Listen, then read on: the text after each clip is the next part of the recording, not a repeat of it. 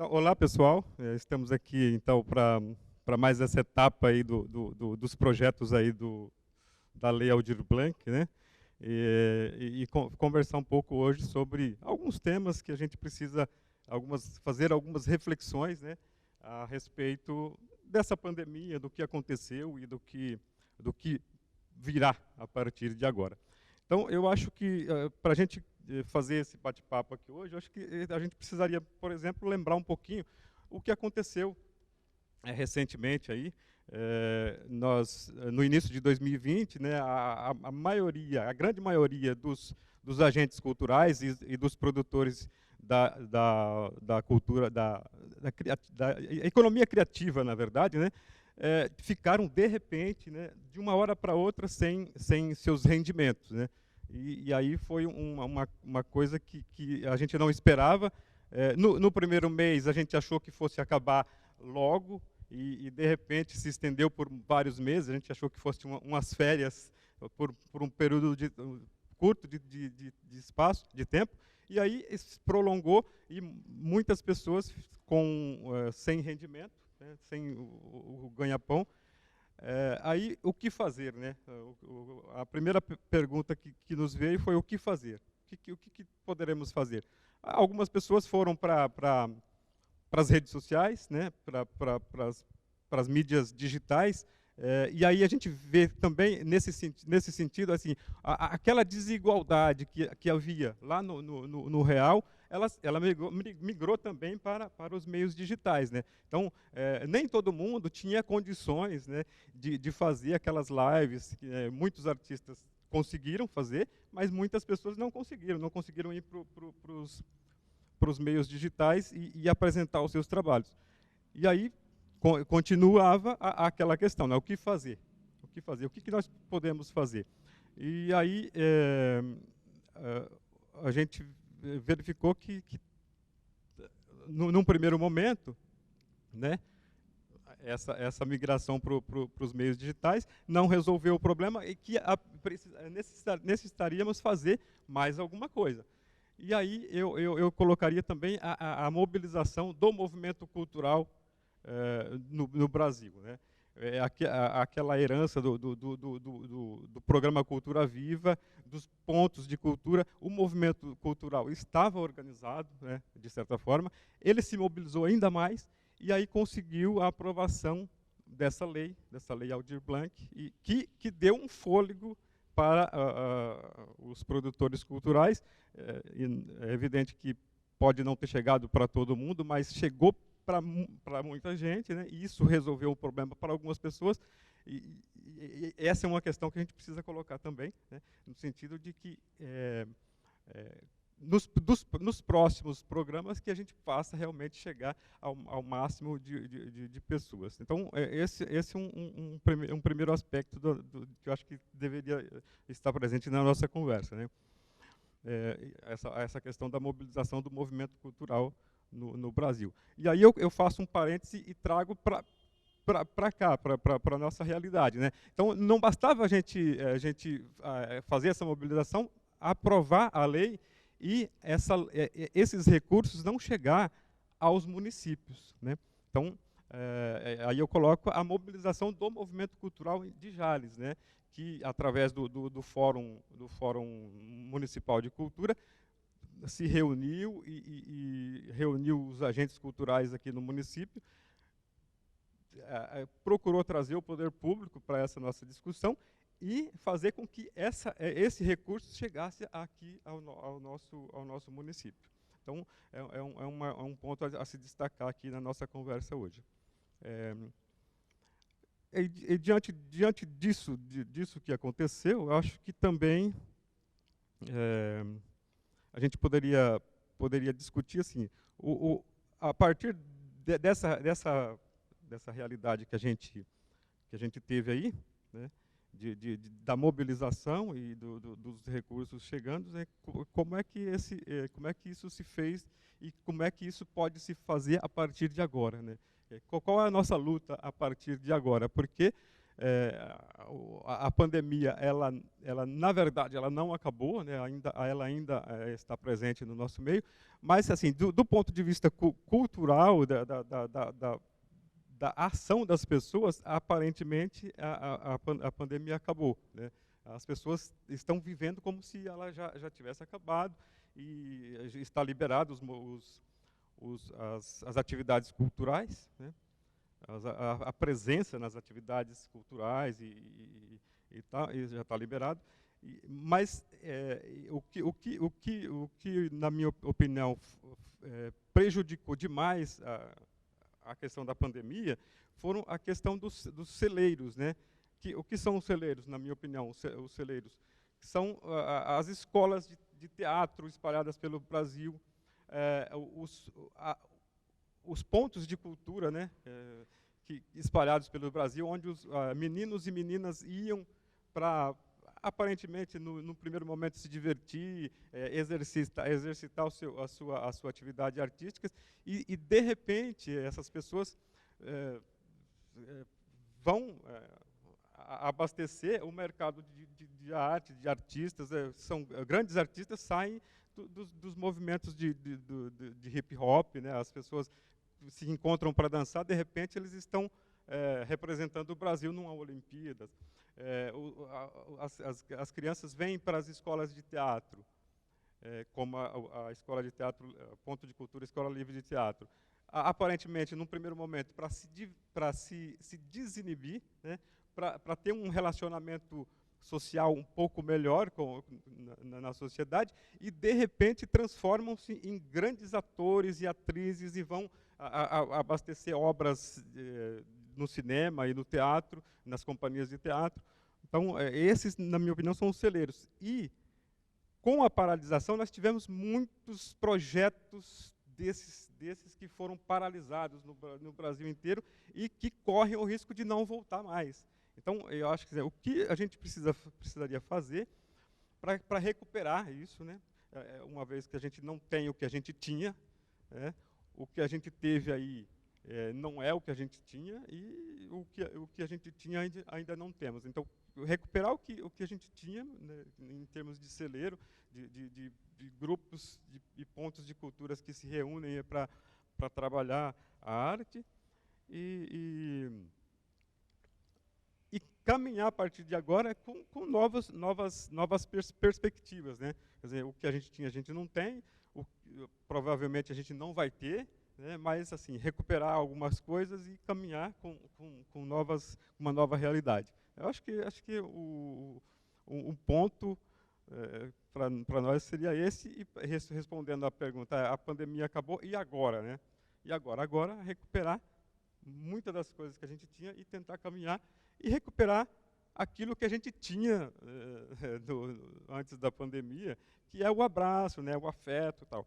E aí eu acho que seria isso que eu acho que a gente poderia conversar nesse sentido aí, nessa prosa de hoje, nessa nossa reflexão. E aí, no decorrer da prosa, a gente pode colocar nossas impressões e o que fazer, né? O que fazer no sentido das produções, né? A produção no interior, né? Uma vez que a nossa realidade é o interior, e trabalhar algumas realidades que nós temos aqui no nosso interior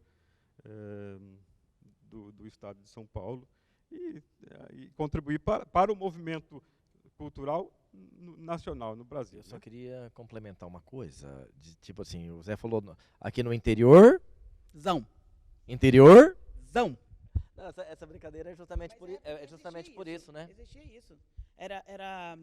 Existe ainda, né? Mas, assim, com a participação dos movimentos de ponto de cultura, eu me lembro uma vez, logo no começo, em Mogi, que foi o primeiro fórum dos pontos de cultura, e a gente se candidatava a fazer parte da tal comissão nacional que existia na época, que, diga-se de passagem, o interiorzão derrubou essa comissão. Isso é um outro parênteses. Mas, nessa votação, eles diziam assim, para mim, para eu, Cláudia, desistir da representação de Santa Fé, porque era muito longe. Eu falei, mas longe do quê? Porque eu estou a 600 quilômetros de São Paulo, estou a 600 quilômetros de Campo Grande, eu estou no centro, eu não estou longe. Né? E por que não pode ter representatividade no interior? E tinha uma galera que insistia muito para eu desistir dessa candidatura, dessa representatividade de Santa Fé na comissão, porque era muito longe, porque era uma cidade pequena, porque, cara, mas não é ponto de cultura, não é do estado de São Paulo, né? Então tinha muito isso, mas isso era muito latente com a gente que vivia essa militância de pontos, né? Então a gente brincava muito com isso. Falou, mas interior não é só Campinas, Osasco, né? É cidades com menos de 50 mil habitantes, que é onde chegou a grana dos pontos de cultura, né? Desse grande projeto, que chegou em São João das Duas Pontes, né? Que é uma cidadezinha super pequenininha aqui do lado, né? Mas chegou. Ô, Cláudia, né? E essa discriminação, ela acontecia só nessa questão política ou ela acontecia também na esfera técnica da coisa? Sim. Como se a arte que fosse produzida aqui não fosse arte ou Sim. fosse uma arte de menor qualidade? Sim, Existia uma arte isso? de menor qualidade. Tinha isso, sim. Ainda tem, né? Tanto é que numa das conferências estaduais, eu digo interior, eu, Cleiton, Fagner e Fabiana principalmente, que a gente articulou as conferências nas nossas cidades para que houvessem cotas para o interior, mas cotas para cidades com menos de 50 mil habitantes. Porque o PROAC não chegava na gente. Era muito difícil o PROAC chegar na gente, o recurso do PROAC chegar na gente, porque sempre eram escolhidos peças e trabalhos e artes de cidades maiores. Não se chegava aqui. Mas eu digo que quem abriu essas portas foram os pontos de cultura. Que a partir do momento que esse recurso começou a chegar em cidades pequenininhas, de 4 mil, 2 mil habitantes, aí a gente começou a ter mais força, né? E eles começaram a ver também, né? É aquela história de desesconder o Brasil, né? Os pontos de cultura, eles desesconderam a arte do Brasil inteiro, principalmente dessas cidades pequenas, de comunidades quilombolas, de aldeias indígenas, enfim. Você acha, na sua visão e na sua experiência, que se a política dos pontos de cultura tivessem sido mantidas como vinham acontecendo ao longo dos últimos anos, a gente teria passado por essa pandemia mais fortalecido? Teria sido diferente de algum aspecto durante a pandemia? Para os artistas, para os produtores? Olha, eu acho assim que, em relação ao fortalecimento, sim, tanto é que o movimento ficou muito mais forte na pandemia. A exemplo disso, a Lei Aldir Blanc, que teve muita influência dos militantes dos pontos de cultura. Uma coisa que o Zé Vitorino falou, que a gente poderia fazer agora, né? Só voltando um pouquinho. Primeira coisa, senhoras e senhores responsáveis pelas votações, né? Senhoras e senhores responsáveis pelas votações. Não ao veto da Lei Aldir Blanc II e a Lei Paulo Gustavo. É por aí que já tem que começar. Não a esse veto, não. Porque se antes a gente não tinha nada, a gente começou a ter um pouco. E com esses vetos a gente volta a ter nada de novo. De novo, sabe? Então, isso é muito importante. É muito importante se falar disso, explicar o que é isso, porque o nosso interior não sabe direito o que é a Lei Aldir Blanc, nem a Lei Paulo Gustavo, a Lei Aldir Blanc II. Mas também não sabia o que era a primeira. Porque também fomos pegos de surpresa, né? Era uma lei emergencial, nós nunca estivemos numa emergência. Nós nunca estivemos em pandemia, como outros países. Então, ninguém sabia o que fazer com uma lei nova. Como fazer essa lei tramitar, como fazer com que a burocracia fosse menor, como fazer com que ela fosse rápida para atender um momento de emergência. Ninguém sabia fazer isso. E a gente sentia muita resistência, principalmente dos órgãos públicos, das prefeituras, em relação a tramitar essa lei. Porque era novo. E tudo que é novo assusta. E eles estão acostumados com um certo tipo de tramitação, que para eles tinha que ser daquele jeito. E nós estávamos em emergência. Pessoas que não estavam ganhando mais nada, não tinham de onde tirar o seu sustento. Então, que essa nova lei, Aldir Blanc, quando for votada, sem vetos, que a gente consiga chegar nos municípios de uma outra forma, que eu não sei qual, eu acho que a gente precisa conversar sobre isso na região, de uma forma que eles entendam a importância disso. Porque essa grana é da cultura. Essa grana não é da prefeitura. Ela é dos fazedores de cultura de cada município. E como articuladora da primeira lei na região, te falo uma coisa, eu conversei com vários gestores. A maioria não sabia que existia esse recurso.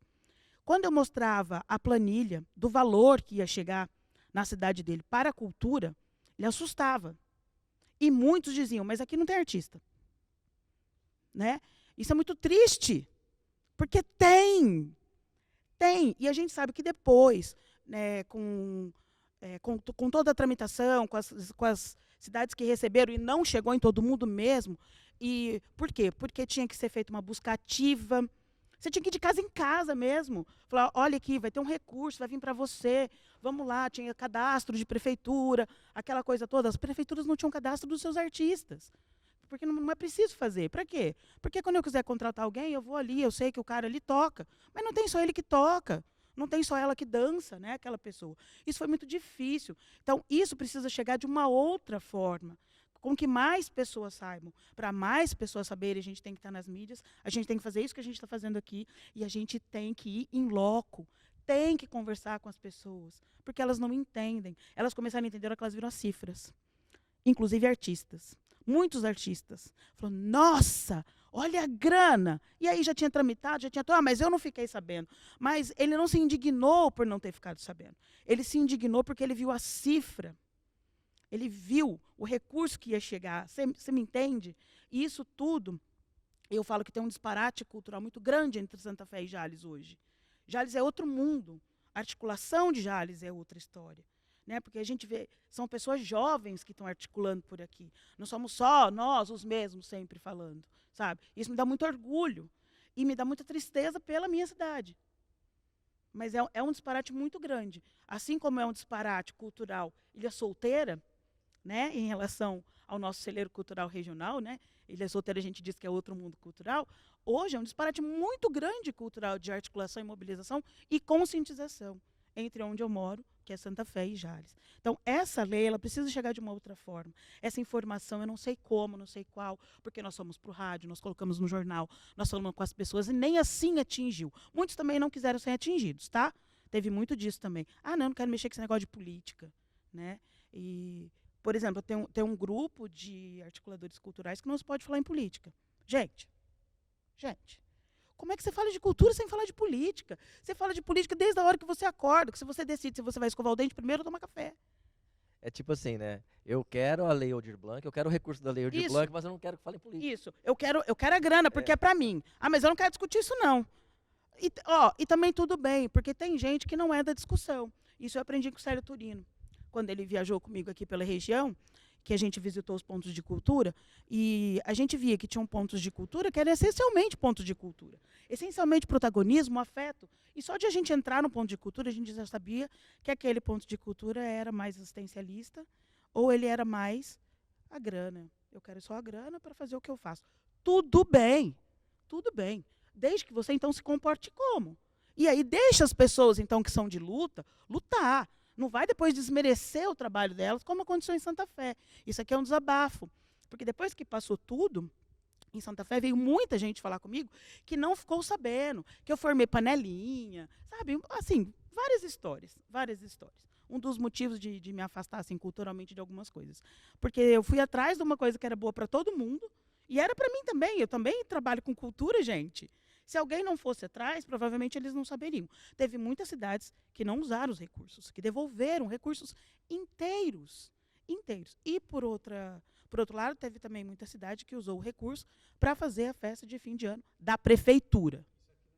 Né? Isso foi muito gritante aqui na região. E esse recurso não é para fazer a festa de fim de ano da prefeitura. Ele é para ajudar os artistas. É um apoio, né? Não é ajuda, né? Porque ajuda todo mundo precisa, não é apoio. Então, assim, eu não sei como, mas esse adendo que você falou, né, o que a gente deve fazer, a primeira coisa é não esses vetos. A segunda coisa é ver como a gente vai se articular regionalmente para que essa informação chegue. Eu acho que esse ponto, né, o que fazer, o que a gente tem que fazer. E tudo isso que a Cláudia acaba de falar agora, eu acho que isso aí já indica um primeiro caminho, né? Que de alguma forma, assim, a gente tentou fazer aqui em Jales. porque realmente não há o entendimento de poder público, não há o entendimento desses gestores que estão à frente de muitas secretarias, né, principalmente no interior. Bom, a gente fala principalmente no interior, mas a gente sabe que a capital sofre a mesma coisa, né, talvez em nível diferente, né, em uma proporção diferente, mas sofre a mesma coisa. Agora, tem uma coisa que me incomoda muito, apesar do que a Cláudia falou aqui, tem gente que é de luta e tem gente que não é, e isso é para ser entendido também, mas falta envolvimento de fato. Isso que a Cláudia falou aí, tem municípios que disseram que não tem artista, Primeiro, não é para artista exclusivamente, é para trabalhadoras e trabalhadores da cultura, que, por acaso, os artistas estão no meio. Cara, podia ser o pipoqueiro da cidade. Pipoqueiro da cidade, ele está dentro da cadeia, ele está dentro da cadeia da cultural, da produção cultural aí, né? Os técnicos, enfim, todo mundo que está envolvido. Boleira. Pessoa que faz bolo. Ela estava nessa lista. Sua cidade não tem ninguém que faz bolo. E que aí não teve que parar de fazer bolo, porque aí não tinha mais festa. Cara, você entende? O entendimento é muito curto, sendo que existia uma lista falando assim, ó. Bordadeira, quem podia ser, sabe, contemplado. Tinha uma lista enorme. Então, assim, muita falta de vontade também, sabe? Do entendimento disso. Da onde esse recurso poderia chegar. Então, essa é a questão da consciência política. Não é de luta, né? Não é de luta, mas ter a consciência de que é somente através da luta política que a gente vai conseguir fazer com que esses recursos cheguem na ponta, né?